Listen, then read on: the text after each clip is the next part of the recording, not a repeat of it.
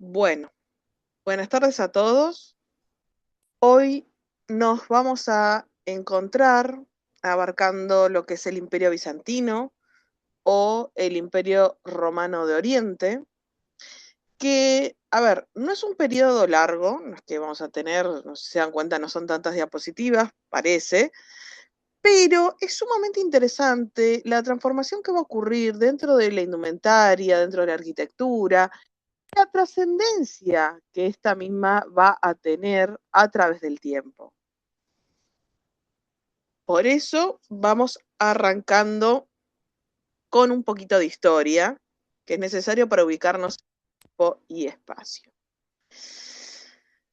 Para comprender el periodo bizantino deberíamos remontarnos a los orígenes de esta ciudad, de la ciudad de Bizancio, que era una antigua colonia griega fundada alrededor del año 600 a.C.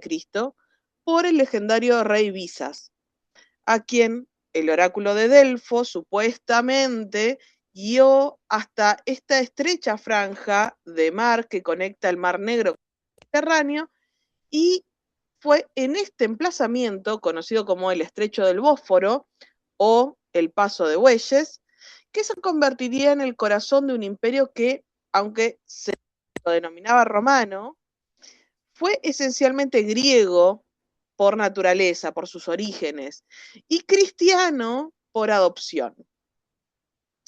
La necesidad de dividir la administración de lo que era el vasto imperio romano, ya lo vimos la clase en la última partecita de historia de Roma, pero para recordar un poco, no fue un evento sino que fue el resultado de una crisis irreversible iniciada en el siglo III después de Cristo, que durante ese periodo Roma va a enfrentar una estabilidad crónica marcada por guerras civiles, una economía devastada por la inflación y la presión constante de las tribus germanas del norte.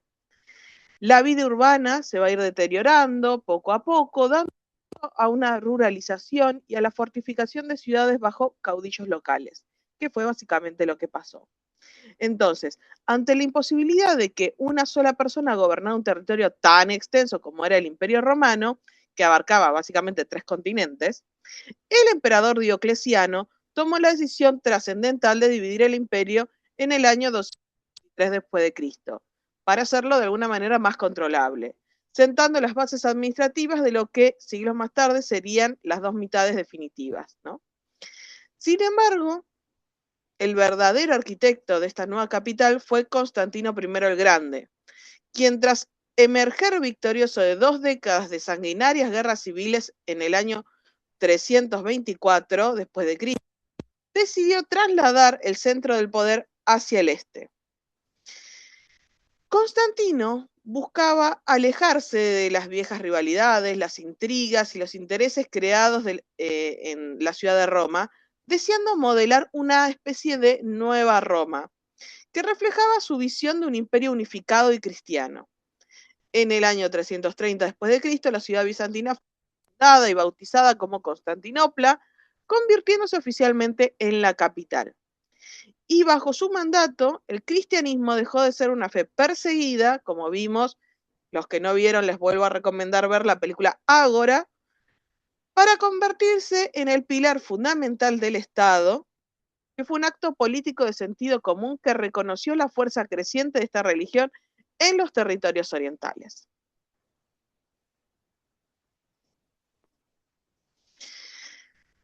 La consolidación de esta nueva capital va a requerir proezas de ingeniería sin precedentes.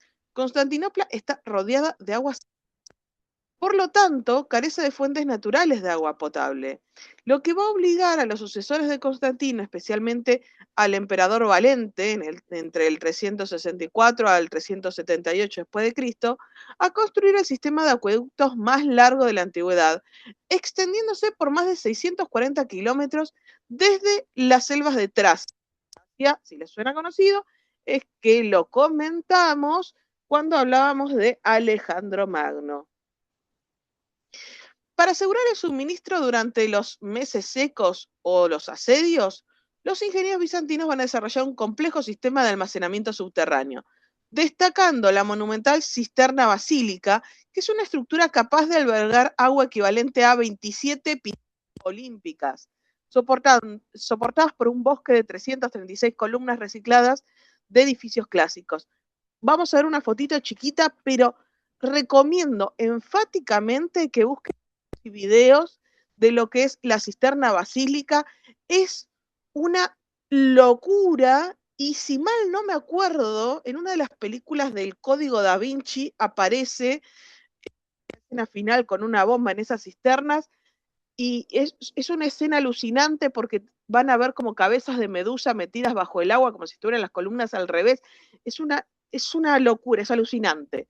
Así que recomiendo enfáticamente, búsquense videos, busquen fotos, es hermoso. No he ido, pero me muero de ganas, gente.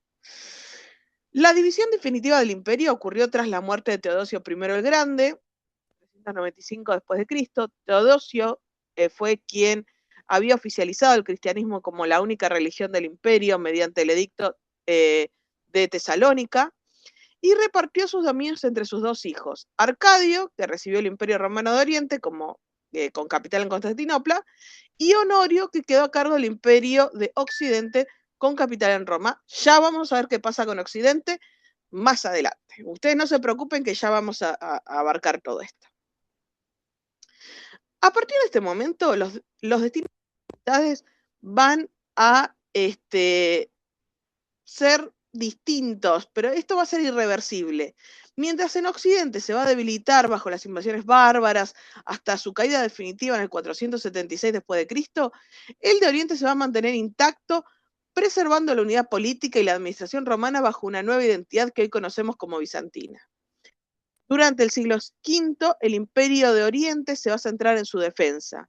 Ante la amenaza de los hunos, liderados por Atila, el joven emperador Teodosio II, que va a abarcar 408-450 después de Cristo, y su prefecto van a erguir un sistema defensivo más sofisticado de lo que es la antigüedad, que son las murallas teodosianas, que es un complejo, digamos, armatoste, ya lo vamos a ver en detalle, pero es increíble. Es un compendio de 3 murallas con casi 100 torreones diseñados con una táctica innovadora que va a alterar ladrillo y piedra con mortero de caliza para absorber las ondas de los terremotos, convirtiendo una fortaleza inexpugnable durante un milenio. Paralelamente, también se impulsó la cultura mediante la creación de un gran centro de estudios en Constantinopla y la redacción del Código Teodosiano, que recopilaba las leyes de los emperadores cristianos. Seguimos. Comenté previamente, la estrecha franja de agua conocida como el Paso de Bueyes o el Estrecho del Bósforo no era solo un accidente geográfico, sino un nexo vital que conectaba físicamente los continentes de Europa y Asia, y servía como único punto, digamos, como un puente marítimo, Mar Negro y el Mar Mediterráneo. Y esta configuración va a permitir al imperio actuar como un guardián de las puertas del mundo, controlando todo el tráfico comercial y militar que se desplaza de este al oeste, así como el que va de norte a sur. Desde un punto de vista económico, esta ubicación convirtió a Constantinopla en el centro más rico de la antigüedad y de la Edad Media, funcionando como un gigantesco banco o cámara acorazada donde fluían las rutas comerciales más importantes del planeta. Entonces, la riqueza procedente del lejano Egipto, los productos manufacturados de China, los recursos naturales de Rusia, pasaban inevitablemente por la capital bizantina, antes de ser distribuidos hacia el occidente europeo. Este control total sobre el comercio internacional le va a proporcionar al imperio una estabilidad económica excepcional, permitiéndole financiar una administración exactamente eficaz y mantener un ejercicio profesional bien dotado para lo que es desviar ataques exteriores durante siglos. El beneficio económico no se va a limitar solamente a este tránsito, ¿no? El imperio, aparte, supo aprovechar su acceso a las materias primas para desarrollar industrias de lujo excesivas, como la producción de seda europea, ya vamos a ver el tema, porque el secreto fue traído clandestinamente desde China, por monjes en troncos de bambú, eso ahora lo vamos a comentar. y el refinamiento de textiles como el damasco y el brocado. Además, su dominio de las costas mediterráneas le otorgó el monopolio sobre el púrpura de Tiro, que es el traído del caracol murex, que ya lo hablamos un poquito antes, que era tan costoso y difícil de producir que se convirtió en un símbolo restringido exclusivamente a la autoridad imperial y al estatus más elevado de la aristocracia. La geografía también dictó la superioridad defensiva del imperio, situando a la capital en una península protegida por agua en 3 dedos, lo que hacía naturalmente resistente a las invasiones. Para complementar esta ventaja, los bizantinos van a realizar este desarrollo de ingeniería que yo les comenté de las murallas teodosianas. Así que imagínense el beneficio que era esto para la época, ¿no? Estas fortificaciones terrestres, que ya vamos a hablar un poquito más de ellas, consistía en un sistema defensivo de triple muralla, que yo les dije, de casi 100 torreones, diseñadas con técnicas innovadoras, protegiendo de ondas sísmicas, o sea, resistentes a terremotos y a cañones de la época. Igual ya van a ver qué pasa con este tema, porque es muy interesante. Además, la conquista de Constantinopla es apasionante, gente, y se las voy a contar lo más detallada posible sin que se aburran, en lo posible. Este periodo del imperio bizantino alcanzó su punto de máximo esplendor, digamos, bajo el gobierno del emperador Justiniano I el Grande, quien reinó entre los años 527 a 500 después de Cristo. Justiniano no era un aristócrata de nacimiento, era un campesino analfabeto procedente de lo que hoy es el norte de Macedonia, o lo que en su momento fue Yugoslavia, o ustedes no lo saben, son muy jóvenes, gente. O sea, yo fui, creo que una de las últimas generaciones de escuchar la palabra Yugoslavia, que era usada por los abuelos como que todavía existía, pero son esos países que después se separaron, que forman hoy Croacia, Montenegro, toda esa zona. Justiniano llegó a Constantinopla junto a su tío Justino para buscar fortuna, y gracias a su ambición y capacidad, Justiniano se convirtió en el sucesor de su tío, heredando un imperio que, aunque rico, soñaba con recuperar los territorios perdidos en Occidente y restaurar la antigua gloria de Roma, de lo que había sido la Roma de Constantino. La importancia histórica de Justiniano también radica en su visión de un imperio unificado bajo una sola ley y una sola fe. Su obra legislativa más trascendental fue el Código Justiniano, Corpus Juris Civilis, una compilación y simplificación sistemática de toda la obra jurídica romana clásica, a la que añadió nuevas leyes para eliminar el caos legal que estaba en la época todo lo que era este compendio.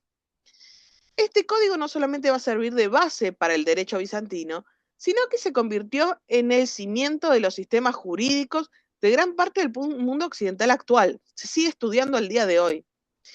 Además de sus reformas legales, Justiniano fue un autócrata que ejerció un poder absoluto, considerándose el representante de Dios en la tierra y el centro de la vida política y religiosa del imperio.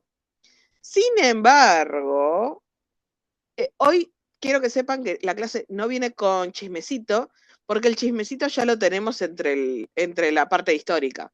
O sea que no va a haber chismecito aparte, agradezcan eso. El reinado de Justiniano no sin la figura de su esposa, la emperatriz Teodora. Justiniano se casó con ella en el año 525 después de Cristo, 2 años antes de ascender al trono, en un enlace que escandalizó totalmente a la alta sociedad de Constantinopla, por varias razones. Por un lado, se dice que se enamoró de Teodora en una especie de concurso de belleza, así como si fuera me sale en inglés, The Bachelor, es como si fueran los concursos de la tele, que hay un soltero, el soltero es, el soltero que tiene que elegir entre mujeres y les da una rosa, bueno, acá era una manzana, viene la historia parecida, pero es más o menos la misma idea. Pero bueno, eso no se sabe si es un mito o es una realidad. Lo que es real es que Teodora tenía un origen extremadamente humilde. Era la hija de un domador de osos del hipódromo y en su juventud había trabajado como actriz de comedia, que era una ocupación que en aquel entonces se asociaba frecuentemente a la prostitución. Incluso se decía que realizaba espectáculos muy provocativos, como la danza de Leda. Leda es un mito donde Zeus se convierte en un cisne para enamorar a una joven muy hermosa y, bueno, tiene relaciones con ella en forma de cisne y Leda da hijos que nacen de huevos. Para evocar este momento de la seducción del cisne, al parecer en las malas lenguas que Teodora se iba desnudando durante la danza, finalizando arrojando pedazos de pan por encima de ella, mientras un grupo de cisnes le picoteaban el cuerpo, ya desnudo.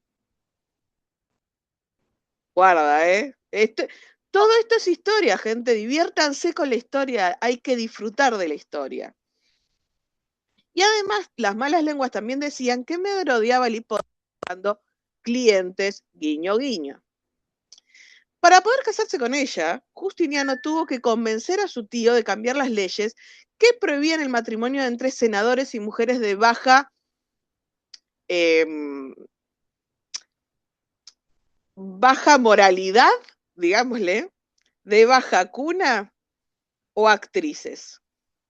Una vez en el trono, Justiniano la nombró emperatriz, permitiéndole gobernar de igual a igual, que fue una decisión inédita que la convirtió en una de las mujeres más poderosas de la historia. Seguimos, porque acá hay más, todavía hay más, gente. La vida de Teodora es un testimonio de inteligencia, astucia y resiliencia política. A diferencia de otros consortes, ella participó activamente en las decisiones de Estado y poseía una influencia determinante sobre su marido. En cuanto a los beneficios que Teodora trajo a lo que era la mujer de Bizancio, su influencia legislativa fue notable, impulsando reformas que buscaban proteger a la mujer de los más vulnerables de la sociedad. Se cree que debido a su propio pasado, Teodora fue especialmente sensible a la explotación femenina y aunque las fuentes no proporcionan detalles, eh, no dicen una lista específica de decretos, sí se menciona que ella era muy hábil en la política de la corte y que su influencia fue clave para que Justiniano suavizara su postura hacia las sectas cristianas perseguidas a la que ella había pertenecido. Históricamente también se le atribuye el impulso de leyes que prohibían al proxenetismo y a la prostitución forzada, así como mejoras en los derechos de propiedad y divorcio para las mujeres, otorgándole una mayor protección legal frente al abandono o al abuso.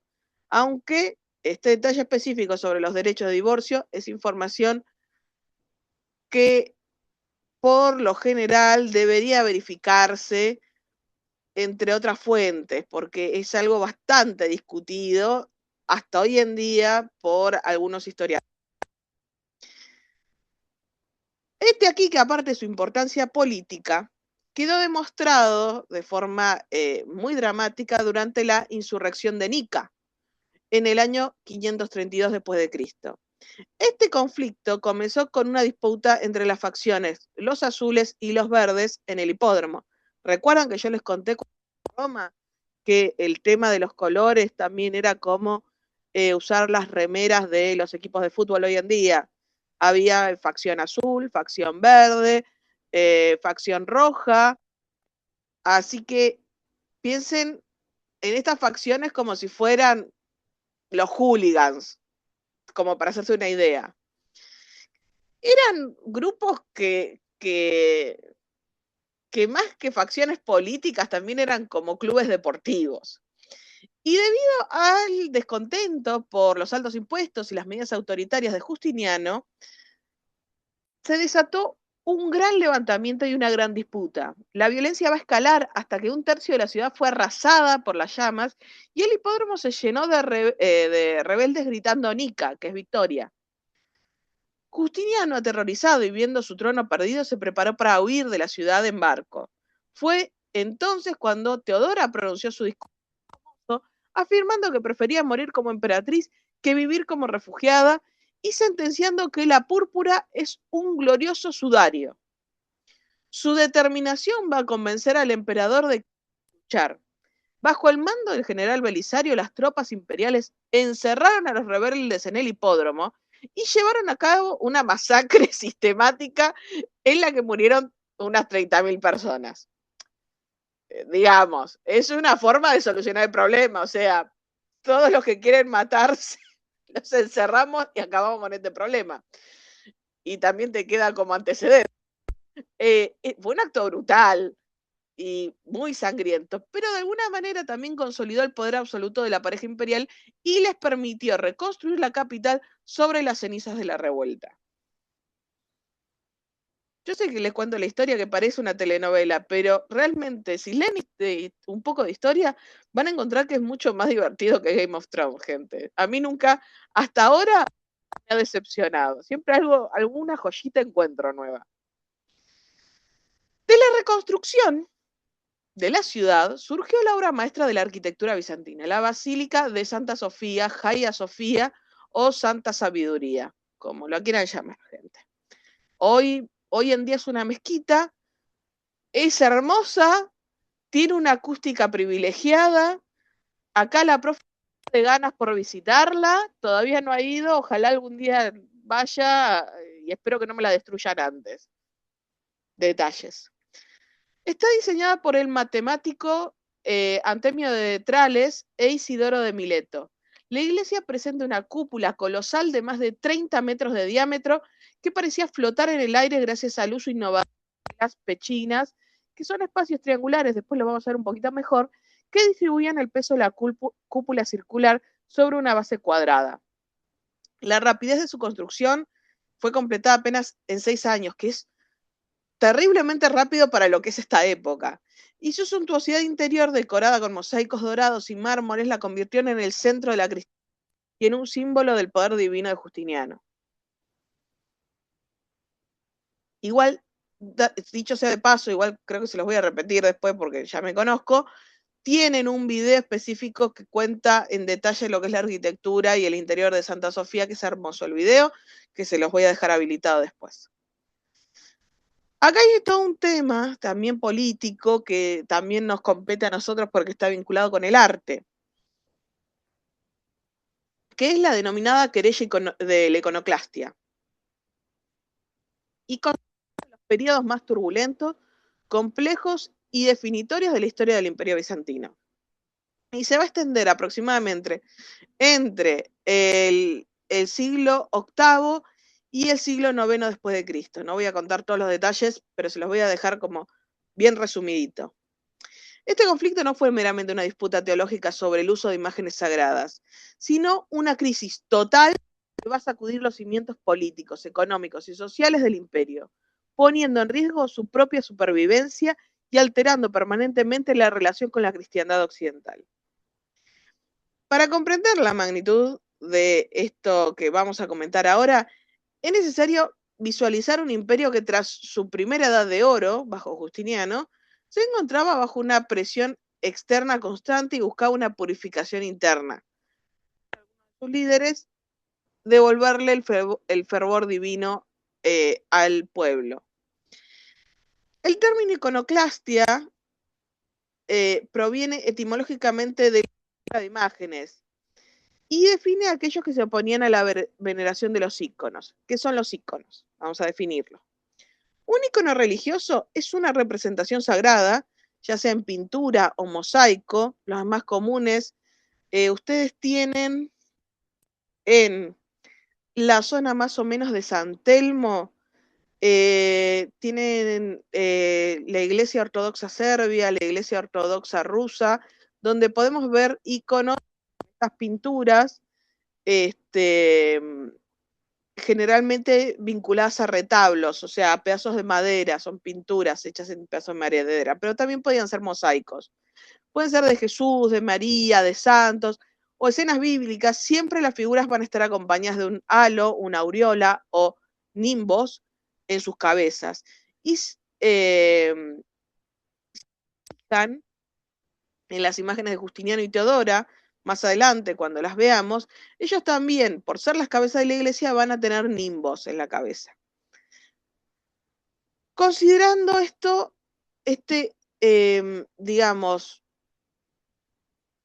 este respeto, esta veneración a estos íconos, una forma de idolatría. Estas personas lo que creían era que,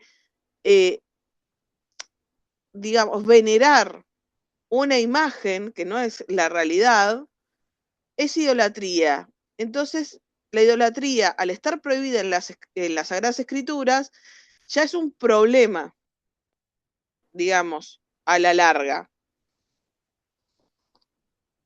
El bando opuesto, los que veneraban estas imágenes, van a defender que el ícono no es un objeto de adoración en sí mismo, sino que es una ventana hacia lo divino que permitía al fiel conectar con la espiritualidad de la figura que representa. Entonces, esta diferencia de pensamiento apoyaba en interpretaciones de distintos pasajes de la Biblia, específicamente el libro del Éxodo, donde se prohibía terminantemente la realización de imágenes o semejanzas de lo divino para evitar que el pueblo se postrara ante ellas. Las causas de esta gran crisis fueron múltiples, no se limitaron solamente al ámbito espiritual, siempre hay intereses metidos acá atrás, obviamente. Desde la perspectiva política y económica existía un enfrentamiento latente entre el Estado, personificado en la figura del emperador, y la iglesia, especialmente los monasterios. Entonces, los íconos realizados por los sacerdotes y monjes habían generado una enorme prosperidad económica para las instituciones eclesiásticas, lo que restaba poder y recursos al control central del emperador. Al prohibir las imágenes, el Estado lo que estaba buscando no es solamente hacer una reforma religiosa, sino también socavar la autonomía financiera de los monjes, quienes eran los más fervientes defensores de los íconos. O sea, yo los produzco, yo los vendo, yo los defiendo. Además, la influencia de las religiones vecinas como el Islam y el judaísmo, las sectas cristianas de lo que son las regiones orientales, permeó en la mentalidad de los emperadores a quienes venían ya con una idea de una fe más pura y menos pecaminosa, etc. La resolución definitiva del conflicto ocurrió en el año 843 después de Cristo, tras la muerte de Teófilo, cuando su viuda, la otra Teodora, no se asusten, actuando nuevamente como regente, restauró permanentemente los íconos en la Iglesia Ortodoxa, que es celebrada hoy como el triunfo de la ortodoxia. Con la ayuda de su hermano Bardas, Teodora puso fin a más de un siglo de enfrentamientos internos, consolidando el uso de las imágenes como eje central de la identidad.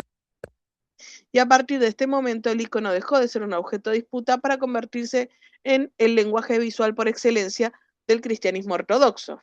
Que por eso vamos a hablar un poquito de esto. Que aunque bajo normas estéticas mucho más estrictas y estandarizadas que antes, se popularizó terriblemente durante un tiempo bastante largo. Hasta el día de hoy se siguen utilizando. Por eso les digo, es una buena salida ir a visitar la iglesia ortodoxa serbia, la iglesia ortodoxa rusa, son lindas salidas y además van a poder ver todo este arte que empezó durante el Imperio Bizantino. Bueno, acá traigo dos chimentos que van a traer consecuencias, que son chimentito más político que otra cosa, ¿no? El Gran Cisma de Oriente y Occidente, que fue en el año 1054, y el devastador saqueo de Constantinopla durante la Cuarta Cruzada en 1204. Estos marcar una ruptura religiosa y política definitiva con la cristiandad latina, sino que van a herir de muerte a la estructura imperial, facilitando su eventual caída ante los otomanos siglos después. Hacia mediados del Imperio XI, el Imperio Romano de Oriente seguía siendo el estado más poderoso, rico y civilizado del mundo mediterráneo. Capital que albergaba a más de 500.000 habitantes y atesoraba el conocimiento y las obras de arte más célebres de la antigüedad. Sin embargo, bajo esta influencia o esta superficie, digamos, de esplendor, las tensiones en Roma se habían acumulado durante siglos, alimentadas por diferentes liturgias lingüísticas y sobre todo por la disputa sobre la primera autoridad eclesiástica. Esto igual lo vamos a ver un poco también más adelante, no se preocupen.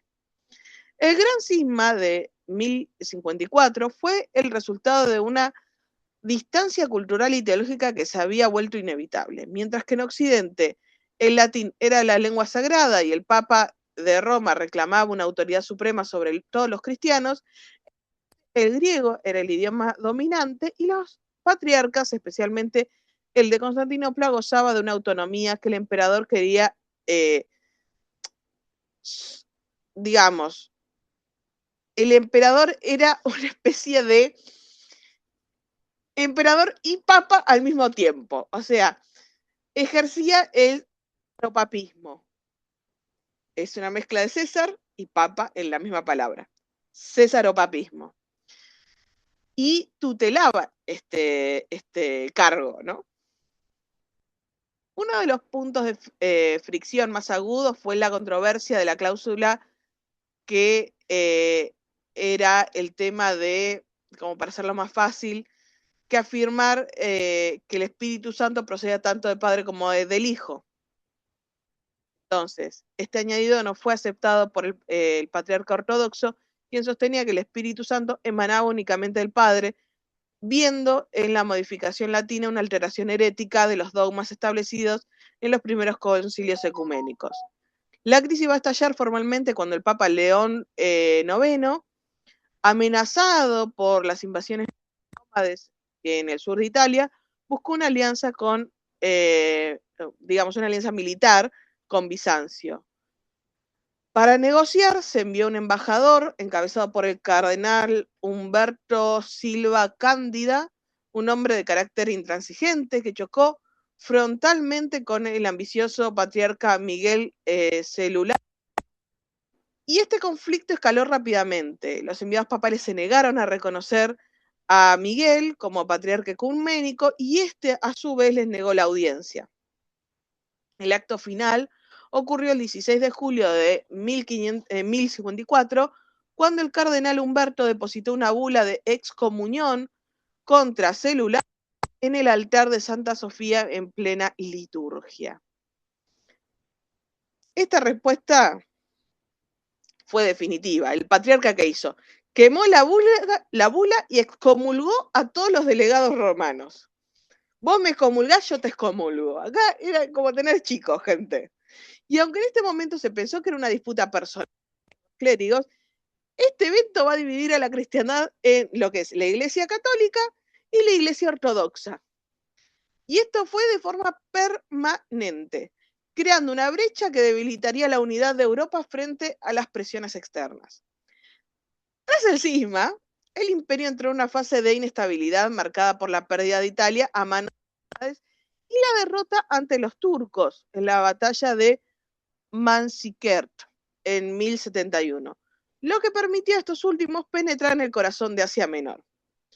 Para intentar recuperar estos territorios, el emperador Alejo I solicitó ayuda a Occidente, lo que desencadenó el inicio de las cruzadas. Y las campañas lograron recuperar algunas ciudades. La relación entre los caballeros latinos y los griegos estuvo marcada por una desconfianza mutua. Los cruzados veían a los bizantinos como traidores o cristianos de dudosa fe, mientras que los bizantinos consideraban a los cruzados como bárbaros incultos y violentos que amenazaban la estabilidad de sus dominios.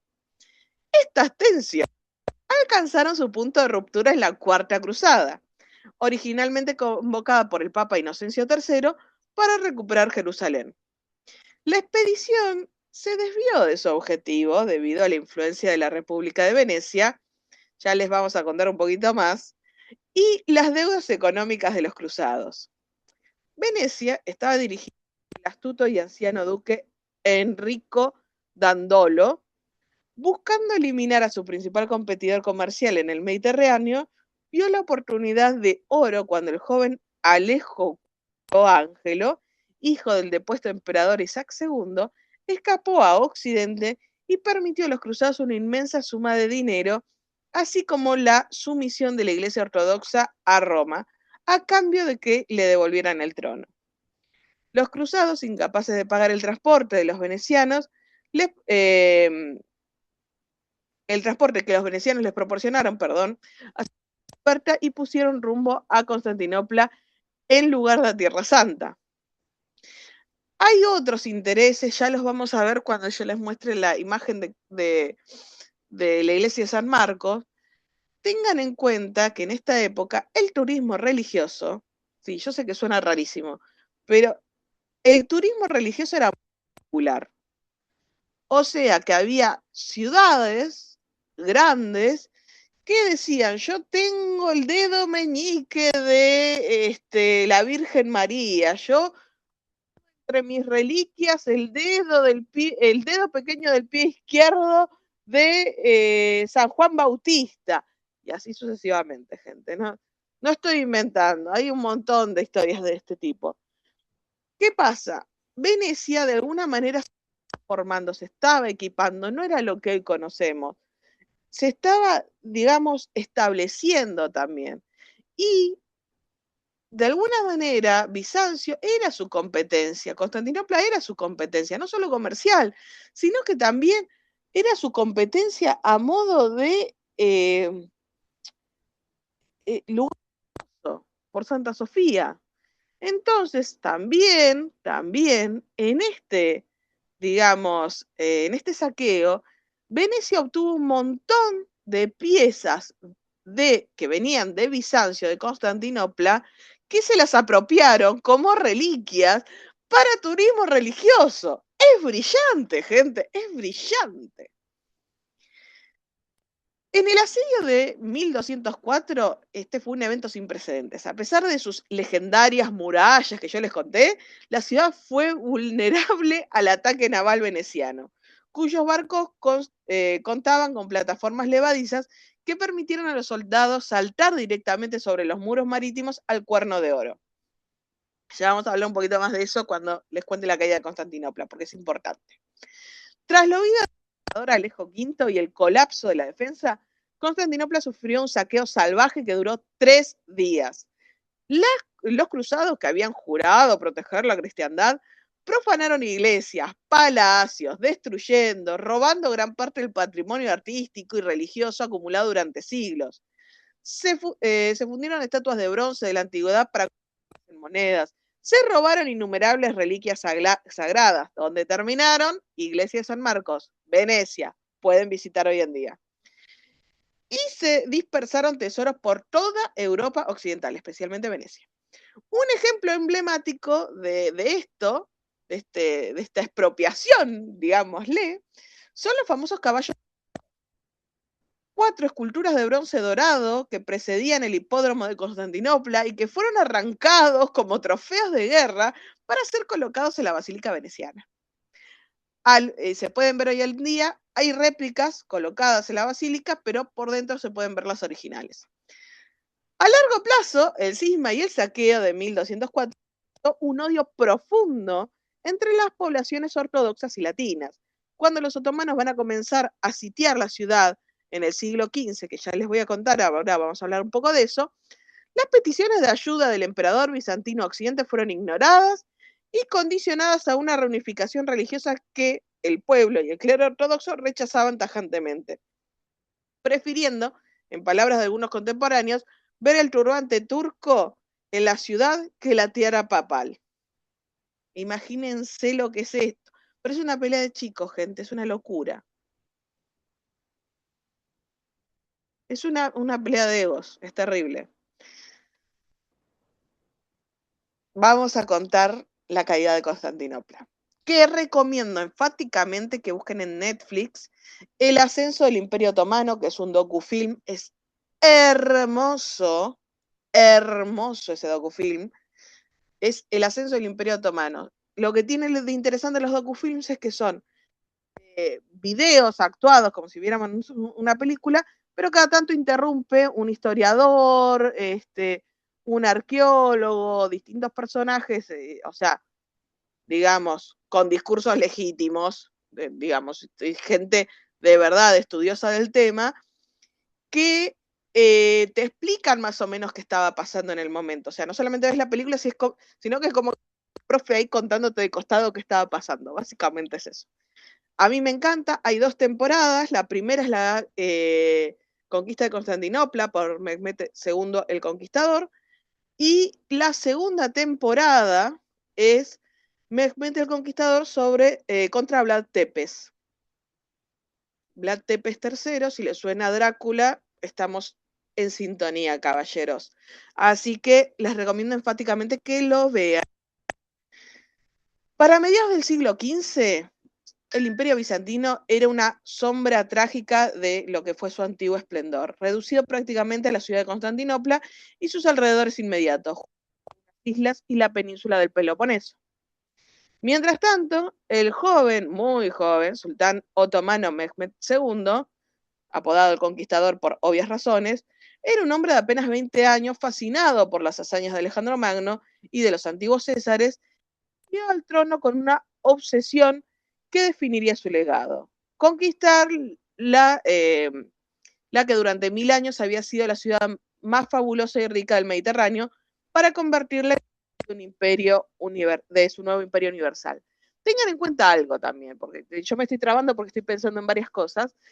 Tengan en cuenta algo. Tenía 20 años el muchachito este. Y él había tomado el poder previamente gracias a que su padre quería dejar el trono en sus manos de más joven, y fue un periodo no muy exitoso de su vida. Entonces, de alguna manera tenía que legitimar. Esto lo pueden ver en el docufilm, está súper bien desarrollado, gente, ¿eh? Pero es muy interesante esta historia. Para legitimar un poder de alguien que acaba de subir al trono, uno tiene que ver quiénes son sus aliados, políticamente hablando, o sea, de los visires en este caso, quiénes estaban a su favor y quiénes les estaban poniendo trabas en el camino. Digamos, le iban a jugar en contra en cuanto pudiesen. Y segundo, tiene que hacer algo suficientemente excepcional como para legitimar ese poder.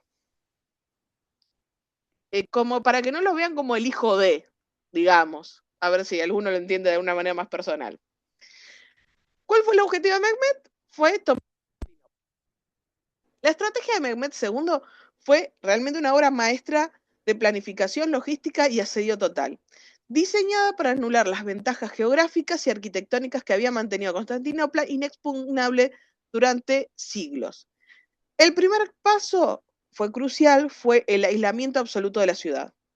Una estrategia clásica, digamos. Consciente de que los intentos previos de asediar lo que fue Constantinopla habían fracasado por no controlar el mar, Mehmed ordenó construir en apenas unos meses la imponente fortaleza, no la voy a decir porque turco nada, gente, en la orilla europea del Bósforo.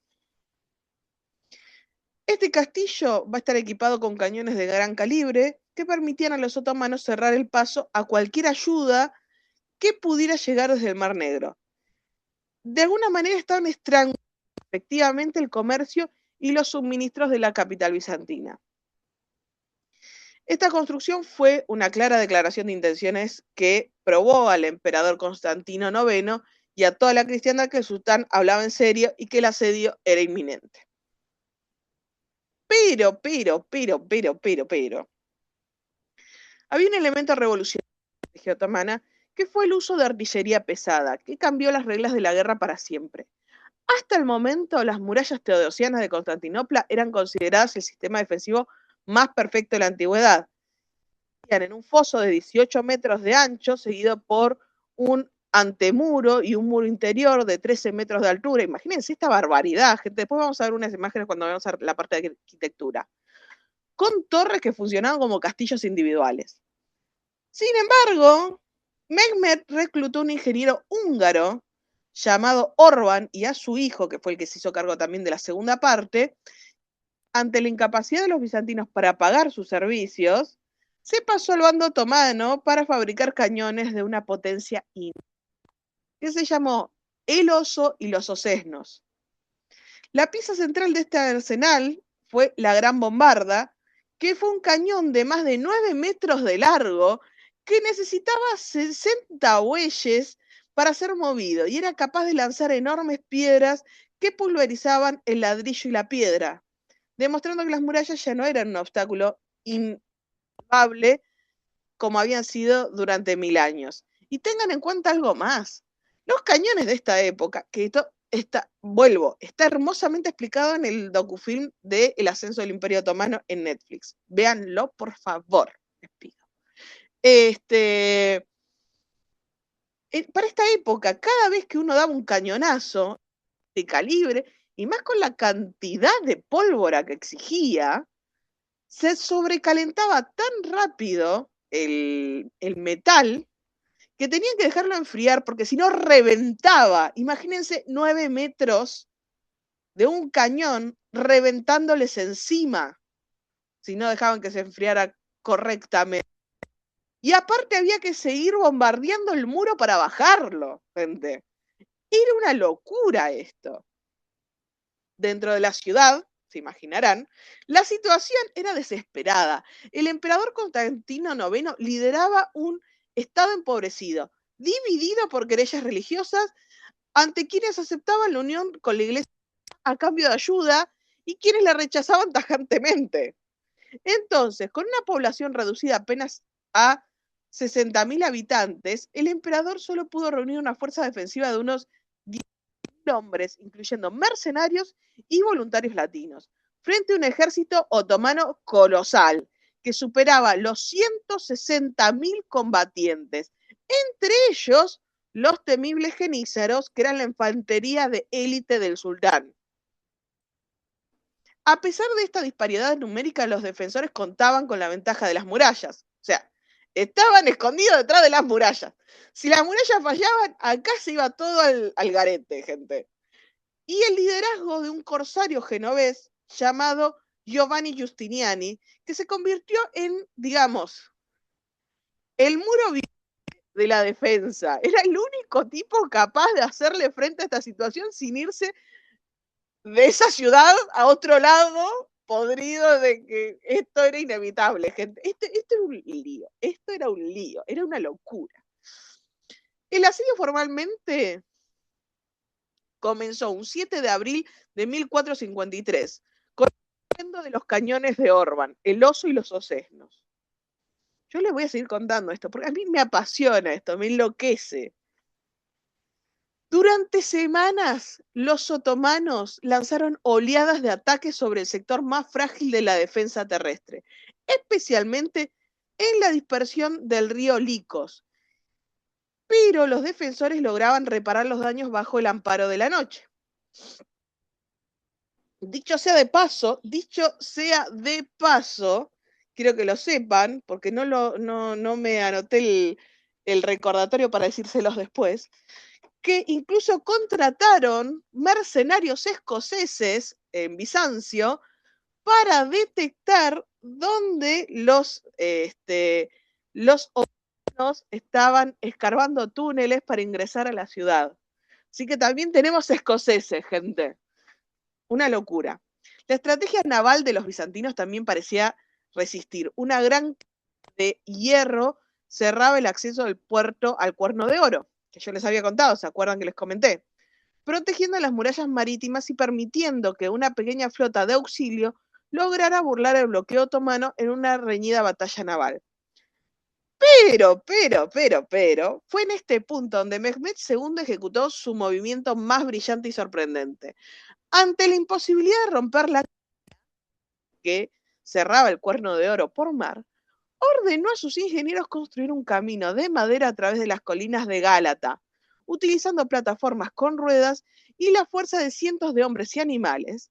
Los otomanos soportaron y transportaron sus barcos por tierra, rodeando la cadena para depositar en el agua interior del puerto.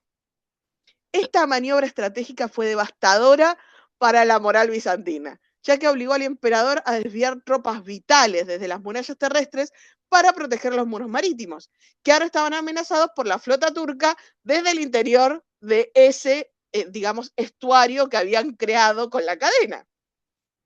A medida que el asedio avanzaba hacia su segundo mes, el desánimo comenzó a cundir en ambos bandos, porque a ver, tengan en cuenta que sostener este ataque por tanto tiempo no era gratis para Mehmed. tampoco para Constantino IX defender la ciudad. Entonces, era lo único que es innegociable. A través de la historia, ustedes cuando vean cualquier cosa de historia, cualquier negociación fuerte, lo único que es innegociable es el tiempo. Y muchas veces, y esto se habla también en la parte comercial, muchas veces es lo que nos define. ¿Quién tiene la mejor estrategia? Es que está más tiempo. ¿Queda claro? Entonces, Mehmed II se va a negar a retirarse y lanzó un ultimátum final que fue rechazado por Constantino IX, quien prefirió la muerte antes que la rendición de su ciudad. Se dice que extrañas señales en el cielo, como un eclipse lunar, interpretados por los bizantinos como un presagio del fin, ya que existía una profecía que decía que la ciudad solo resistiría mientras la luna brillase en el firmamento.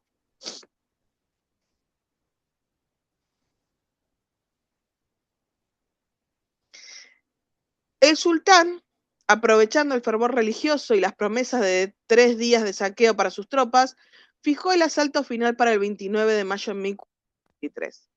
El ataque definitivo se organizó en 3 oleadas sucesivas para agotar a los defensores. Primero enviaron a los voluntarios irregulares, que sirvieron esencialmente como carne de cañón para absorber el fuego bizantino. Tras ellos, Mehmed lanzó a sus soldados profesionales y finalmente, cuando los defensores estaban exhaustos tras horas de combatir ininterrumpidamente, envió a los genízaros frescos, altamente disciplinados, para el golpe de gracia. Nunca, nunca utilicen la mejor parte de su ejército, o sea, su punto fuerte al principio, gente. Al principio hay que desgastar. Desgastamos, desgastamos, desgastamos y después damos el golpe de gracia. Hermoso.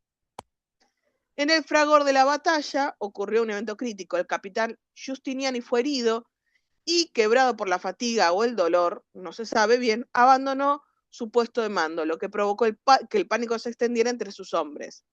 Casi simultáneamente se produjo un error fatal, o una coincidencia trágica, depende de cómo lo quieran ver, que pequeña poterna o puerta secundaria había quedado semiabierta tras una salida de los defensores en el barrio, en un barrio interno. Un grupo de guerreros otomanos logró infiltrarse por ese acceso y pronto el grito de la ciudad caído resonó por todas partes.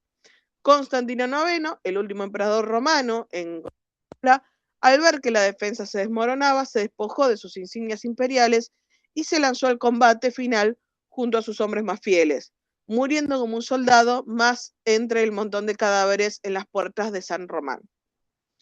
La entrada de Mehmed II en la ciudad marcó el punto de inflexión en la historia universal al cabalgar hacia la iglesia de Santa Sofía, el más grandioso de la cristiandad, ordenó su inmediata conversión en mezquita, como se encuentra aún hoy, simbolizando el triunfo del Islam sobre el corazón del antiguo imperio cristiano. ¿Cuál es la gran modificación? Se taparon las figuras religiosas cristianas por símbolos del Islam, que es lo como se puede ver actualmente. Aunque el sultán mostró cierta moderación al nombrar a un nuevo patriarca para la Iglesia Ortodoxa, buscando dar una imagen de continuidad imperial bajo un nuevo soberano que ahora se denominaría, eh, digamos, Mehmed el Conquistador va a tomar el nombre, para que se entienda bien, de Kaiser y Rum, o César de los romanos. César, Zar, son 3 palabras que significan básicamente lo mismo, quiero aclararles. Bueno, vamos a seguir. Ya me dejo de emocionar, ya pasó, ya les conté, espero que lo hayan disfrutado. El legado que nos va a dejar Bizancio, pese a que cayó, su ADN va a sobrevivir. La huida de eruditos griegos a Italia va a llevar consigo textos perdidos de Platón y Aristóteles, encendiendo la mecha del Renacimiento. Se va a preservar esto del derecho romano, todo lo que les fui contando en la parte legislativa, se va a preservar y se sigue estudiando hasta el día de hoy. Se va a salvaguardar la literatura griega y se va a preservar la cultura de alguna manera, popularizándose durante el Renacimiento. Y ahora arrancamos con el apartado de arte y arquitectura, donde vamos a ver, digamos, una mini muestra de todo esto que les fui contando tan apasionadamente. La configuración urbana de Constantinopla representa uno de los hitos más extraordinarios de la planificación civil en la historia de la humanidad. Al haber logrado fusionar la tradición clásica de la antigua Roma con las necesidades estratégicas de una capital diseñada para ser el centro del mundo cristiano y el nexo inexpugnable de los continentes, digamos, la conformación de Constantinopla es algo increíble, es alucinante.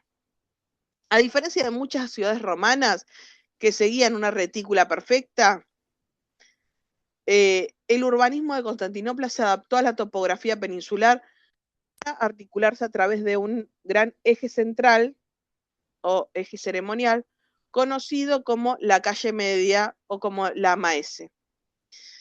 Esta avenida va a funcionar como una columna vertebral de la ciudad, uniendo los principales espacios de poder y foros en un recorrido que enfatiza la majestuosidad imperial. Se va a conectar el corazón político de la capital con sus periferias, pasando por hitos como el Foro de Constantino, que es un espacio circular decorado con estatuas y precedido por columnas colosales del propio emperador, y el Augusto, que es una plaza simbólica vinculada directamente al Palacio Imperial y a la Catedral de Santa Sofía. Estos espacios no eran solo centros de tránsito, sino escenarios de propaganda donde el urbanismo se ponía al servicio de la idea de un imperio elegido por la divinidad.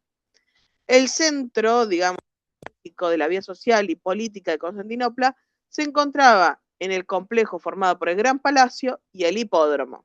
Recuerden que les conté la importancia del hipódromo.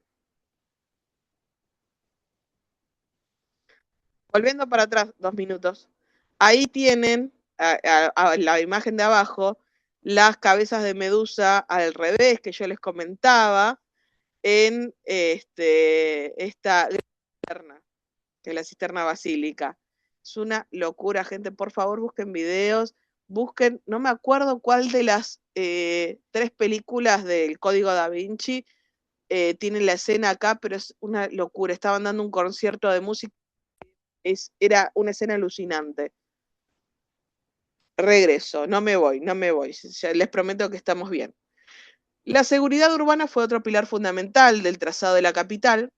La ciudad estaba protegida por el sistema defensivo más sofisticado de la antigüedad, que son las murallas teodosianas, que era lo que yo les iba contando, construidas inicialmente bajo el mandato de Teodosio II y el prefecto Antemio. Estas murallas terrestres de más de 9 metros de altura y 5 de grosor fueron diseñadas para resistir tanto ataques militares como la actividad sísmica de la. Los ingenieros van a utilizar un innovador mortero de caliza alternado con capas de ladrillo y piedra, lo que le otorgaba flexibilidad a la estructura para absorber ondas de choque de terremotos sin colapsar. Este sistema consistía en una triple línea de defensa que incluía un foso gigante de 18 metros de ancho. Imagínense nadar un foso de 18 metros de ancho, gente. Un parapeto exterior y la muralla interior principal con 96 torreones, convirtiendo cada torre en un castillo individual inexpugnable durante un milenio. El control del espacio marítimo se integraba igualmente en el plano urbano. Una muralla marítima recorría todo el perímetro costero y la entrada del puerto principal, el Cuerno de Oro, protegida por una cadena de hierro gigante de 500 metros de longitud que flotaba sobre troncos de madera. Esto permite que el puerto fuera como un refugio seguro para la flota y como el epicentro del comercio mundial, donde confluía la ruta de la seda de China, que yo ya les dije, el grano de Egipto y las pieles de Rusia.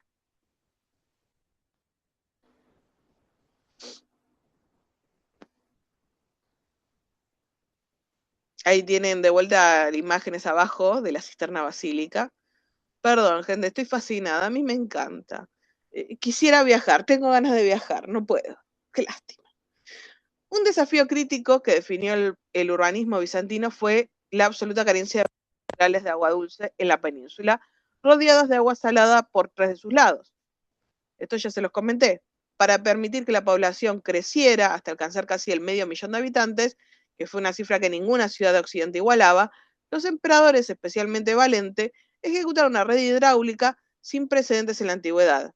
El sistema de acueducto de Constantinopla se extendía por más de 600 kilómetros desde la región de Tracia, manteniendo pendientes constantes a través de túneles y puentes gigantescos que en algunos tramos superaban los 27 metros de altura.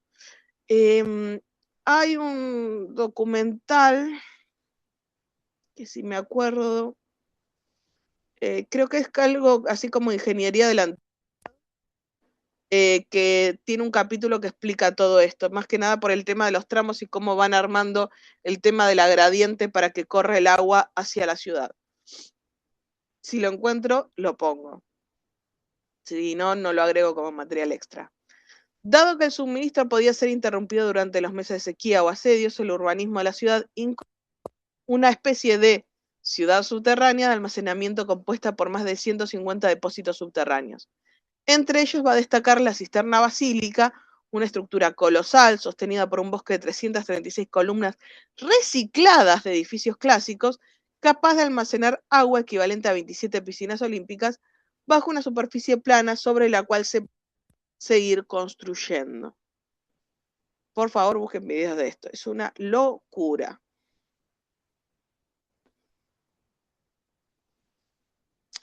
En el ámbito arquitectónico, el paisaje urbano estaba dominado por la más imponente de lo que es Santa Sofía o Hagia Sofía, que es la obra maestra de Justiniano I. Como ya les dije, estaba diseñada por el matemático Antemio de Tralles e Isidoro de Mileto, y la basílica introdujo el uso revolucionario de las pechinas, que lo tienen ahí arriba en dorado, que son molduras triangulares que permitían asentar una cúpula circular, la cúpula está abajo, gigante de 30 metros de diámetro, sobre la base cuadrada. Esta innovación va a permitir crear espacios interiores diáfanos, yo ya les conté un poco de esto, que daban la sensación de que la cúpula flotase en el aire. La rapidez con la que sirvió, ya lo contamos, este edificio en apenas 6 años, tras los disturbios de Nick, alteró permanentemente el perfil de la ciudad y se convirtió en el modelo universal para la arquitectura ortodoxa posterior, que ya después les voy a mostrar. Insisto, tienen el video habilitado. Yo les dije que se lo...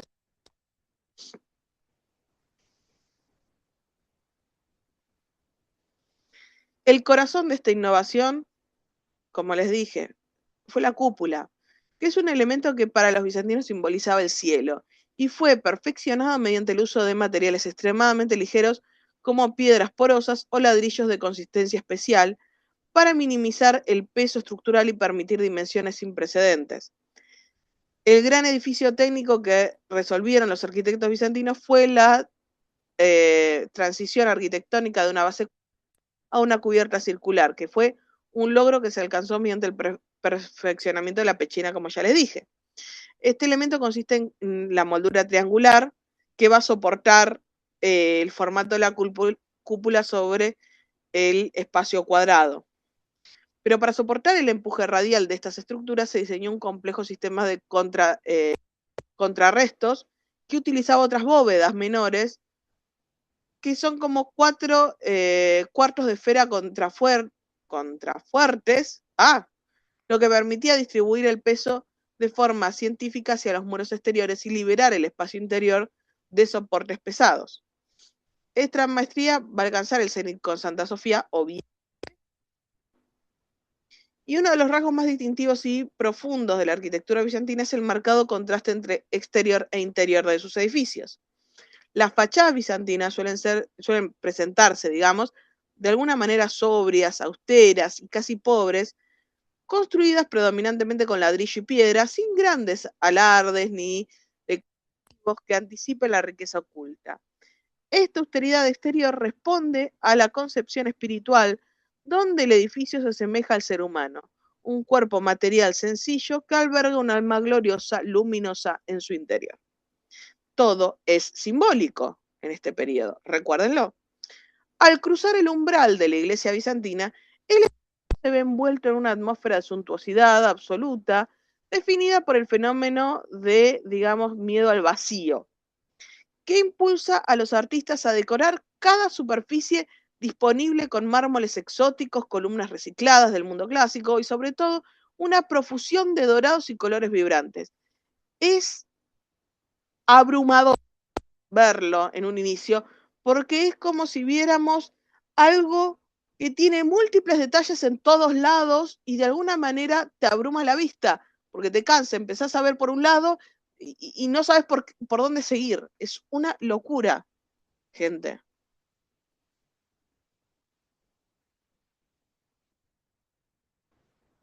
La importancia de los mosaicos en este contexto va a ser obviamente fundamental, ya que sustituyeron casi por completo a la pintura mural debido a su capacidad para reflejar la luz y crear un ambiente trascendental.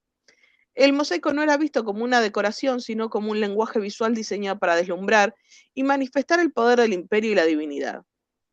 Utilizaban pequeñas teselas de vidrio, cerámica, mármol y metales preciosos como plata. Los artesanos creaban superficies que vibraban con la luz de las velas. Las teselas de oro se fabricaban a menudo recubriendo vidrio con una fina lámina del metal precioso, lo que permitía generar fondos planos y dorados que simbolizaban la eternidad y la divinidad, eliminando cualquier rastro de perspectiva terrenal que distrajese la vista de lo espiritual. Estéticamente, el mosaico bizantino se alejó del naturalismo clásico para adoptar un estilo marcado por la frontalidad, el hieratismo y la jerarquización. Ya vimos estas palabras en Egipto, así que asumo que saben perfectamente de qué estoy hablando. Las figuras, como se aprecian en los paneles de Justiniano y Teodora en la iglesia de San Vitel de Rávena, se presentan planas, sin volumen y con expresiones estereotipadas que enfatizan la inteligencia y el aura divina por encima de la fisionomía humana. Es común observar isocefalia, que quiere decir, las figuras se disponen a la misma altura, el uso de los llamados pies danzantes o inclinados hacia abajo, lo que refuerza la sensación de que los personajes representados no parecen del mundo físico. Este simbolismo antinatural busca que el fiel no adorase la imagen en sí, sino que lo utilizase como medio de contemplación espiritual hacia lo invisible. Ya lo vimos con el tema de los iconos. La disposición de estos mosaicos en el espacio arquitectónico va a seguir un orden estricto, teológico, reservando las zonas más altas y sagradas, como la cúpula o el cuarto de esferas en el ábside, para las figuras más importantes. El modelo del Cristo Pantocrátor, que representando todopoderoso y juez del universo, con el libro de la ley en una mano y en la otra la actitud de bendecir, solía prescindir las alturas. En los niveles inferiores se ubicaban las procesiones de santos, mártires, como se observa en San Apolinar el Nuevo, donde largas filas de figuras masculinas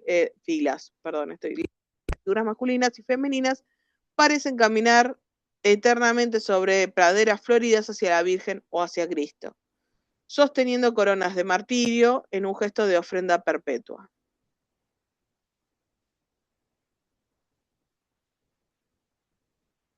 Bueno, ya el tema de la crisis de la imagen y la iconoclasta, hablamos previamente, ya se los conté, así que lo vamos a pasar rapidito esto, que es un icono, ya se los conté, toda esta parte ya lo charlamos un poco previamente, así que también la pasamos rápido. Y quería mencionarles esto del legado, porque ahora lo vamos a ver, estas cuestiones, de la arquitectura, digamos, desde lo que es Bizancio. Lo que es la cúpula, vamos a hablar seriamente. Constantinopla expandió, al menos el estilo arquitectónico y su decoración se expandió por todo el mundo ortodoxo, dejando una huella profunda en Occidente y en parte también en Oriente cercano, ¿no?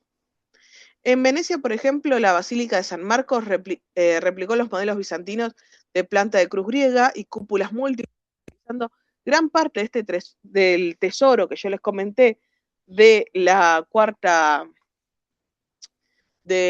cruzada y los mármoles saqueados de la capital para recrear la esfera de luz y oro. Y hacia el norte, la influencia bizantina fue determinante en la formación del arte ruso, donde la estructura de la catedral de San Basilio en Moscú evolucionó hacia las características de cúpulas bulbosas, de alguna manera que nos remiten, similares o nos remiten puntualmente, a lo que son las cúpulas del Imperio Bizantino.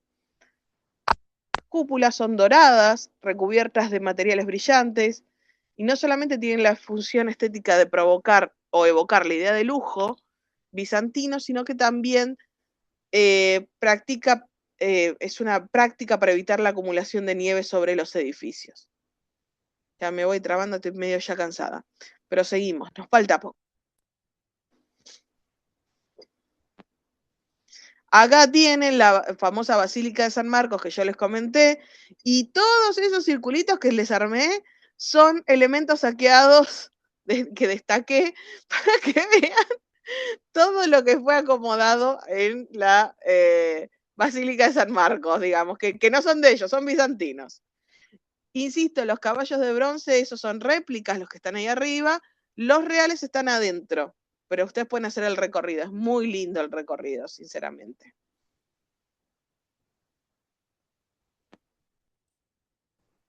Bueno, acá les hice un resumen, el tema de la arquitectura centralizada, cúpulas sobre pechinas, desmaterialización del muro, el tema del oro para simular la luz divina, el hieratismo frontal, isocefalia, bidimensionalidad, y no trata de imitar la realidad como la mimesis, sino que revelar la verdad teológica.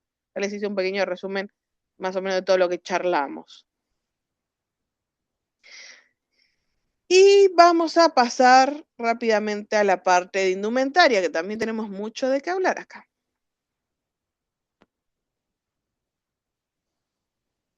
La transición de lo que es la indumentaria desde el esplendor clásico de Roma hacia la suntuosidad mística de Bizancio representa uno de los cambios estéticos más significativos de la historia, reflejando una transformación profunda en la concepción del cuerpo y el espíritu. Mientras que en Roma, lo que es Roma antigua, digamos, las vestiduras solían resaltar la forma humana mediante drapeados fluidos que acompañan el movimiento. ¿Se acuerdan de esos drapeados bien pensados? El Imperio Bizantino va a introducir una estética de solemnidad y opulencia que buscaba ocultar la silueta física. Este cambio obviamente no fue simplemente una cuestión de gustos, sino una manifestación de la nueva fe cristiana, que bajo el mandato de los emperadores como Constantino y Justiniano, se convirtió en el pilar fundamental del Estado. La indumentaria bizantina pasó de ser una herramienta de representación jerárquica y religiosa, donde la ropa ya no solo era el cuerpo, sino que servía para manifestar el estatus sagrado del individuo dentro de una sociedad rígidamente estratificada. El objetivo primordial de la moda en la Nueva Roma era la ocultación de la anatomía humana, que es un concepto que contrastaba radicalmente con la herencia grecolatina previa. Se volvió esencialmente unisex, con prendas que eran asombrosamente similares tanto para hombres como para mujeres, basadas en la superposición de múltiples capas de tejidos pesados. Esta estructura multiplicaba, digamos, cada capa, creando una silueta rígida y geométrica que despojaba el cuerpo de su carnalidad, transformando al portador en una especie de icono viviente. Se buscaba reflejar una imagen de pureza espiritual y dignidad imperial, donde el lujo de los materiales como el oro, las piedras preciosas y los bordados complejos ocultaban como una barrera visual que separaba al individuo del mundo terrenal. La indumentaria siempre acompañaba esta idea mediante el uso de telas gruesas y pesadas, que no ajustaban al cuerpo, sino que caían de forma rígida, eliminando las curvas naturales en favor de una forma tubular y majestuosa.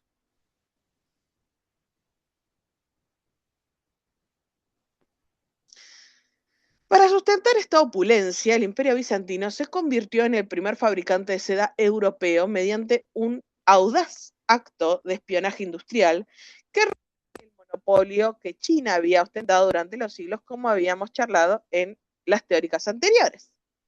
Según los relatos históricos, el emperador Justiniano envía a unos monjes en una misión clandestina a China, otros dicen que fue a no vamos a andar discutiendo cuál de los dos emperadores fue. Fue en este periodo, gente. para desentrañar el misterio de este tejido tan codiciado. En su primera instancia, creían que eran arañas gigantes las que tejían las bellas sedas venidas de China, pero los monjes regresaron a Bizancio portando troncos de bambú en cuyo interior habían ocultado cuidadosamente huevos de gusanos de seda y semillas y para plantas, digamos, de lo que sería la morera, que es el alimento principal y único de estos animales. Entonces, este robo estratégico permitió que los telares bizantinos desarrollaran tejidos sofisticados como el tafetán, el damasco y el brocado, además de innovar en la creación de telas de oro y muestras de terciopelo que se encontraban entre los más preciados y costosos de la época. La producción propia de seda no solo abarató los costos para la élite bizantina, sino que permitió al imperio controlar el comercio de lujo que se extendió por toda Europa y el Mediterráneo.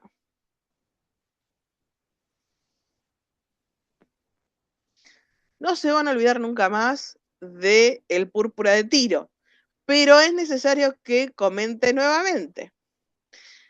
Si hubo un elemento que definió la exclusividad y el poder absoluto dentro del imperio fue el uso del púrpura de Tiro, un tinte cuya producción era tan laboriosa y costosa que un solo gramo podía alcanzar un valor de casi $3.000 actuales. La importancia de este color siempre va a radicar en su asociación directa con la autoridad imperial y el estatus más elevado.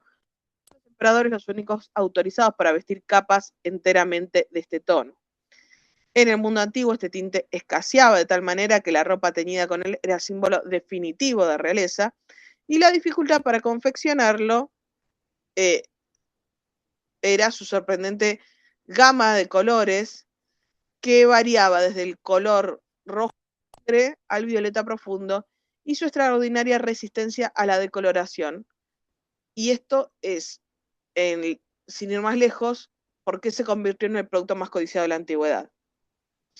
El proceso de obtención del púrpura de Tiro, digamos el auténtico, era una tarea de compleja técnica y brutalidad biológica asombrosa, que es a partir de las glándulas de ciertos caracoles marinos del género Murex, ya lo charlamos, que habitaban en las aguas profundas del Mediterráneo. El paso a paso comenzaba en la recolección de estos moluscos mediante trampas con cebo, que era una labor que requería pescadores experimentados debido a la dificultad de localizar estos caracoles entre rocas específicas bajo el agua, y una vez capturado, el paso era crítico, era el lavado minucioso y el fregado de los caracoles para eliminar el barro y la arena, asegurándose que el pigmento final estuviera libre de impurezas. Posteriormente se procedía a romper las conchas de forma manual y este paso exigía una gran destreza, pues si se golpeaba demasiado suave, se tardaba demasiado en extraer la glándula, demasiado fuerte, se corría el riesgo de aplastarla y arruinar el material. La sustancia deseada se encontraba exclusivamente en la glándula hipobranquial del caracol, la cual contiene apenas unas pequeñas gotas. Tras extraer las glándulas frescas, estas se maceraban en agua fría y se dejaban fermentar en recipientes herméticos durante varios días. Aquí, que tengo que decirlo nuevamente, el olor horrible que generan estas glándulas fermentadas al aire libre, solamente podía ejercerse este trabajo en las alejadas de la ciudad. Era horrible, gente. Una vez que las glándulas liberaban el colorante, la mezcla se lavaba y se filtraba con extremo cuidado para separar el tinte líquido de los restos orgánicos de la glándula, porque si no, ya sabemos, se pudre, gente. Este líquido resultante pasaba por 6 rondas de purificación antes de ser considerado apto para el siguiente paso, el secado. El pigmento extraído se colocaba sobre láminas de vidrio, ya que este material no absorbe el colorante, y se dejaba secar al sol durante varios días hasta que adquirió una consistencia maleable. Una vez seco, el pigmento se raspaba con cuchillas para despegarlo del vidrio y se sometía a un proceso final de molienda y tamizado para eliminar cualquier residuo microscópico. Ahora ya saben todo el proceso en detalle, gente. Un dato revelador de la dificultad de este proceso es que durante la transformación del tinte líquido al polvo seco se perdía el 98% del peso original del pigmento extraído de las glándulas, y debido a esto se necesitaban aproximadamente 5 kilos de caracoles para producir solo 1 gramo de extracto puro. El teñido de las telas era igualmente delicado, ya que se requería un equilibrio preciso del pH de la mezcla fermentada, y si era demasiado ácida, la seda o la lana podía quemarse. Pero si no, podía pasar que no fuera lo suficientemente ácida, el color no se fijaba. Además, el tinte era extremadamente sensible a la luz durante su fase soluble, por lo que los recipientes debían cubrirse inmediatamente para evitar que el color pasara del púrpura al azul, arruinando semanas de trabajo. La exposición final de la tela impregnada a la luz y al aire permitían de alguna manera la oxidación, que era el momento en que el color definitivo empezaba a desarrollarse gradualmente. La gama cromática del púrpura de Tiro no era uniforme, sino que dependía de la mezcla de 3 subespecies de caracol: el Hexaplex trunculus, lo estoy leyendo porque esto es terrible, que aportaba tonos azules; el Bolinus brandaris, que generaba un color similar a la sangre coagulada; y el Stramonita hemastoma, o caracol de piedra, que liberaba un color rojo púrpura. Si no lo leía gente, se los debía. El resultado final era una tela que, en palabras de los contemporáneos, deslumbraba por su profundidad y su brillo. Esta sofisticación, digamos, textil y química se reflejaba con el esplendor en figuras como la emperatriz Teodora, cuyas mosaicos, en especial el de San Vitel de Rávena, la muestra portando un manto púrpura bordado con imágenes de los Reyes Magos. Ya vamos a charlar de eso igualmente, coronada con oro, perlas, esmeraldas y luciendo el maniaquis adornado con hilos de oro. Ya vamos a contar de eso un poquitito. Denme tiempo, le estamos trabajando. Vamos a empezar con la indumentaria masculina. A diferencia de la Roma clásica, donde las prendas solían resaltar la anatomía humana a través de pliegues fluidos, el urbanismo espiritual bizantino impulsó una moda cuya principal intención era ocultar la física, transformando al hombre en una figura hierática y majestuosa que servía de soporte para textiles de una riqueza técnica sin precedentes. Esta evolución estética no solamente fue una cuestión de gusto, ya lo dije, sino una manifestación del cristianismo como religión oficial, lo que genera una relación extremadamente estrecha entre el traje civil de la corte y la indumentaria eclesiástica, que persiste en gran medida. Ya vamos a charlar de eso también. El fundamento del guardarropas masculino, al menos bizantino, se estructuraba a través de un complejo sistema de superposiciones de capas, diseñado para crear esta imagen de rigidez y estatus. La primera capa, que servía de base para todo el conjunto, consistía en una túnica interior ajustada generalmente de color blanco, que podía extenderse hasta las rodillas o incluso hasta los tobillos, dependiendo de la formalidad del rango.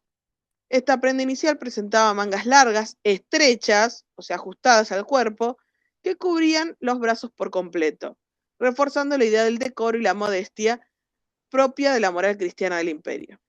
Bajo esta túnica, los hombres bizantinos incorporaron elementos prácticos heredados de las tribus del norte y de la influencia persa, como las mallas tejidas, denominadas,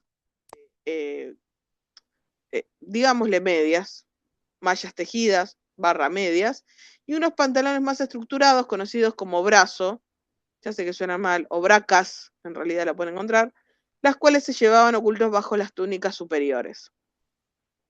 Yo sé que suenan mal, suena horrible, eso se los digo, pero vamos a dejar en pantalones esos nombres más sencillos. Ahí tienen, bracae, lo tienen anotado ahí sobre la primera imagen.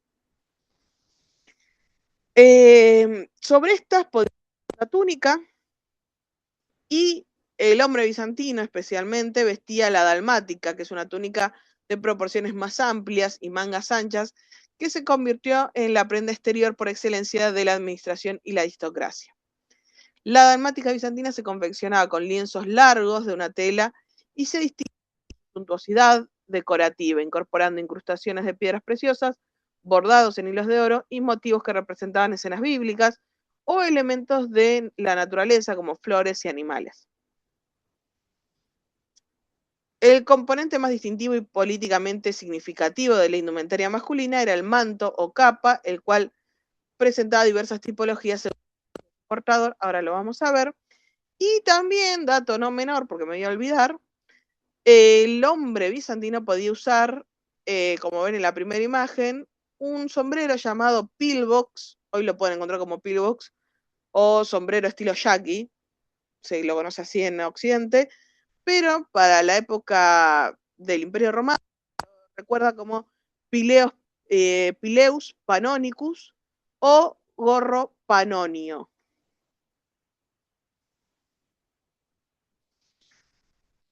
La pieza por excelencia que vamos a tener durante este periodo, que yo les dije que nos iba a acompañar, era una capa rectangular simple que cubría la espalda hasta los pies y esta pieza semicircular se apoyaba sobre los hombros, abrochada sobre el hombro derecho con una fíbula grande y usualmente muy decorada. La famosa clámide. Que la parte delantera de estos mantos, especialmente el utilizado por el emperador y altos funcionarios, poseía un tablion o un tablium, la pueden encontrar de las dos maneras, que era una pieza cuadrada o rectangular de tejido extremadamente detallado y bordado que funcionaba como un o de rango imperial. Este elemento era tan sagrado que en ciertos periodos el uso de la toga y el tablium quedó restringido exclusivamente a los cónsules y a la familia imperial, simbolizando la inteligencia y la autoridad delegada por Dios.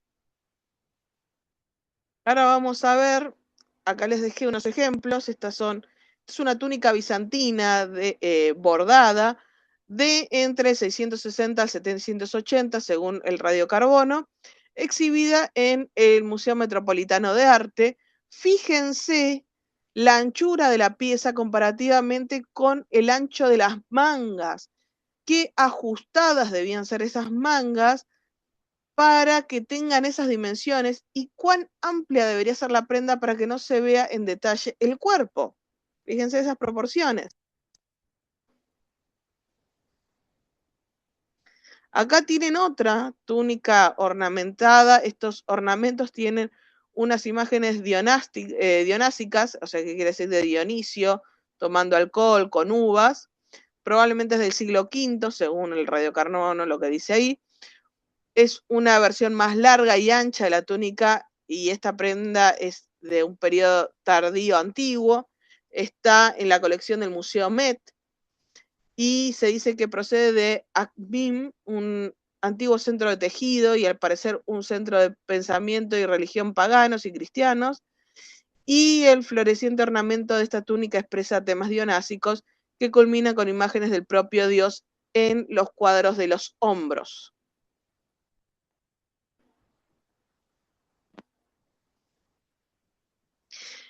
En el caso específico de la indumentaria femenina, la estructura del vestido se definía por una superposición sistemática de prendas que borraba cualquier rastro de la anatomía natural. Las mujeres bizantinas comenzaban su vestimenta con una túnica interior blanca y ajustada que descendía hasta los tobillos con mangas largas y estrechas que cubrían los brazos por completo como muestra de modestia cristiana. Bajo estas prendas, al igual que los hombres, las mujeres utilizaban unas mallas tejidas denominadas, como vimos en la diapositiva anterior, y en ocasiones pantalones llamados bracas o bracaes, una influencia de las tribus del norte y de las culturas orientales que se integró al vestuario bizantino para proporcionar protección y estructura. Sobre estas primeras túnicas se disponía una segunda, tiene otro vestido tipo túnica, y podía llevar otro más, como la dalmática, pero más corto, el cual permitía que la prenda inferior fuera visible, creando un juego de niveles y colores que daban la riqueza del conjunto. Tengan en cuenta, a más prendas, mayor poder adquisitivo. Dato que les quede acá grabado en la memoria. Por eso es importante que se vean las prendas inferiores. Este segundo vestido podía llevarse suelto o ceñido mediante cinturones adornados con joyas y flecos, situados generalmente por encima de la cintura para alargar visualmente la figura. Uno de los elementos más distintivos del guardarropa femenino era el maniaki, que ha sido descrita como una especie de estola romana, evolucionada como un peto o collar circular de tela ricamente decorado. El maniquí se colocaba sobre los hombros y el pecho, como si fuera una bufanda, sirviendo como soporte para bordados con hilos de oro, perlas y aplicaciones de piedras semipreciosas engarzadas en el tejido. Encima de estas túnicas, las mujeres de la alta sociedad vestían la palla, que es un manto de origen romano, que se adaptó al gusto bizantino mediante el uso de textiles mucho más pesados y decorados. El calzado femenino seguía la línea de la opulencia del resto del traje, consistiendo generalmente en zapatillas de cuero blando, cerrados de tipo mocasín, que se pintaban a mano con colores vivos o se adornaban con bordados detallados. En el caso de Teodora, vemos ahí los zapatitos dorados, mientras que las otras damas seguramente tendrían de cuero. En el ámbito de la joyería, la bizantina alcanzó niveles de sofisticación inéditos, sustituyendo en ocasiones las piedras preciosas por esmaltes y cristales de colores para lograr una mayor luminosidad. Las mujeres utilizaban pendientes en forma de media luna, con motivos de pavos reales, realizados mediante una técnica de orfebrería que consistía en perforar láminas de oro para crear patrones que jugaban con las luces y las sombras, además de pesados collares con colgantes hexagonales e hileras de perlas que enmarcaban el rostro. La máxima expresión del esplendor femenino se va a encontrar inmortalizada en este mosaico de la emperatriz Teodora en la iglesia de San Vitel de Rávena. En este panel se representa la ofrenda de un cáliz de oro al templo con motivo de su consagración. Aparece como una figura plana y simbólica, rodeada de un aura de santidad y autoridad que manifiesta a través de cada detalle de su vestimenta. La emperatriz va a lucir una túnica de seda de color blanco, pero la pieza central que define el estatus es el manto púrpura imperial, un color cuya obtención era tan costoso que legalmente estaba restringido hacia la familia nada más. En el manto tiene un borde inferior que representa un espléndido bordado de oro que representa una escena de los Reyes Magos ofreciendo sus dones, estableciendo de alguna manera un paralelismo visual entre la generosidad de la emperatriz y la tradición bíblica. Bajo este manto púrpura, Teodora luce un vestido de seda decorado con piedras y bordados, ceñidos por el cinturón a joyas y flecos. Su cabeza está coronada por la diadema monumental llamada Estefanos, fabricada íntegramente en oro y cubierta de piedras preciosas, esmeraldas y perlas. De esta corona descienden las perpendulia o también se las conoce como las ínfulas, largas hileras de perlas a ambos lados del rostro hasta llegar al pecho, enmarcando su fisionomía de manera solemne. Además, su cuello y hombros están cubiertos por este maniaquis, que es extremadamente elaborado, es flexible, está adornado con hilos de oro y piedras preciosas bordadas que brillan sobre un fondo plano y dorado del mosaico. Su rostro representa con hieratismo, se enfatiza su inteligencia y su halo, nimbos, que yo les comenté, de santidad, que es un atributo del arte bizantino que no solamente indicaba divinidad, sino también sabiduría sagrada, especialmente el soberano. Y en sus pies, unos zapatos cerrados de cuero blando, de color dorado. Ya vamos a ver a Justiniano, que creo que eran rojos los de Justiniano. Y el calzado es exclusivo de la realeza bizantina, decorado también con bordados.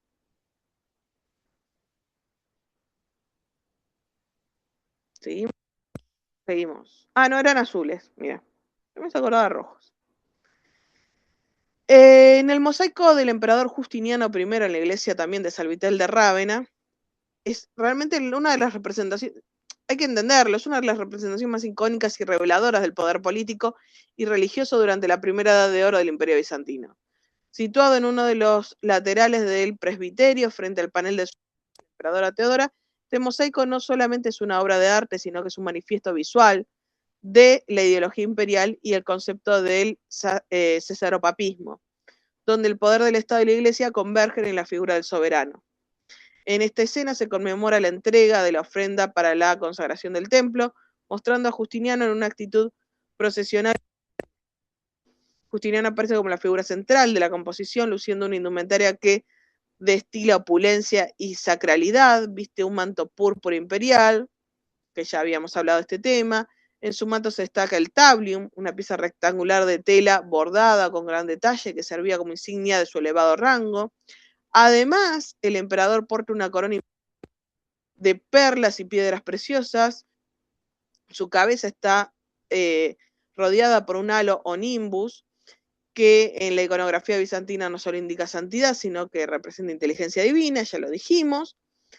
En sus manos, Justiniano va a sostener una gran patena de oro, que es el plato sagrado destinado a contener el pan de la Eucaristía, su papel como protector y benefactor de la fe cristiana. El emperador no va a estar solo, va a estar acompañado de su séquito cuidadosamente jerarquizado, que representa los tres pilares del imperio: la administración civil, la iglesia y el ejército, el que tiene los escudos, fíjense. A su derecha, digamos, izquierda nuestra, se encuentran los funcionarios de corte con túnicas blancas, de manera prominente, el obispo Maximiliano, identificado por su inscripción, quien personifica la autoridad eclesiástica en Rávena, y a su izquierda, el brazo armado del imperio está representado por un grupo de soldados con lanzas y escudos, con el crismón, lo tienen ahí, indicando el poder de justicia que está respaldado por la fuerza militar. Desde el punto de vista eclesiástico, el mosaico sigue rigurosamente cánones del arte figurativo bizantino, caracterizado por el antinaturalismo y el profundo simbolismo. Las figuras se presentan con una frontalidad absoluta y un marcado, ya les dije antes, con expresiones estereotipadas que buscan transmitir espiritualidad eterna más que un parecido físico. Se utiliza la técnica de isocefalia, donde las cabezas de los personajes principales se sitúan a una altura similar para crear un sentido de orden y equilibrio, aunque la figura de Justiniano destaca por su posición central y sus atributos únicos. Un detalle interesante y muy característico del arte, que yo ya les dije, son los pies danzantes representados en ángulo inclinado hacia abajo, que da la impresión de que las figuras flotasen sobre el suelo, reforzando esta idea de que todo ocurre en un plano sagrado y no terrenal. En el fondo del mosaico se ve completamente dorado, resplandeciente, compuesto por miles de tesoros recubiertas por la fina lámina de oro que ya les comenté. Este fondo no representa un espacio físico real, sino es símbolo de divinidad y luz eterna. Y ahora ya estamos llegando ya para el final.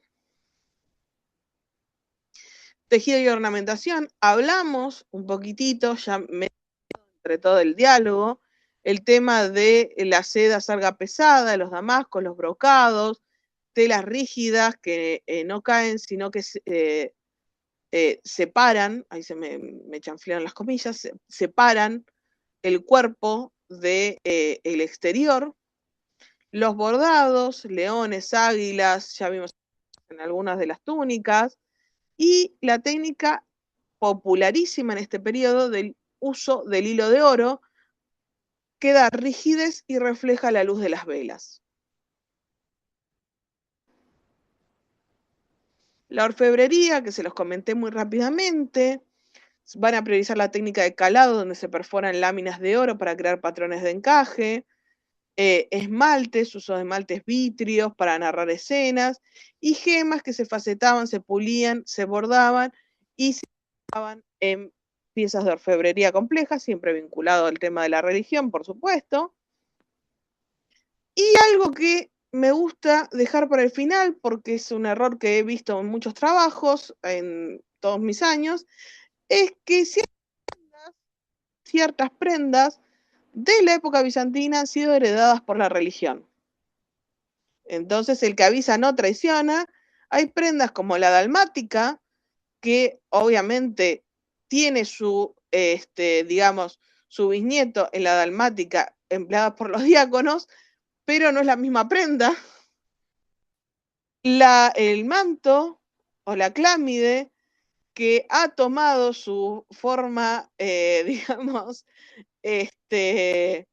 vinculada a la religión católica, como la casulla o capa pluvial, y el lorum, que es una especie de bufanda imperial que usaban los hombres, que lo tenemos ahí marcadito, lo quedó en el cinturón, pero se podía usar como una especie de bufanda, que es la famosa estola que usan los curas. Entonces, hay muchas piezas que las podemos ver en la liturgia actual, cristiana, tanto ortodoxa como católica, pero que tienen su origen en la indumentaria de la corte del Imperio Bizantino. A no confundirse las prendas, porque no es la misma definición. Son similares, pero no. Y con esto acabamos la teórica de hoy de Imperio Bizantino. Muchas gracias y nos vemos la próxima.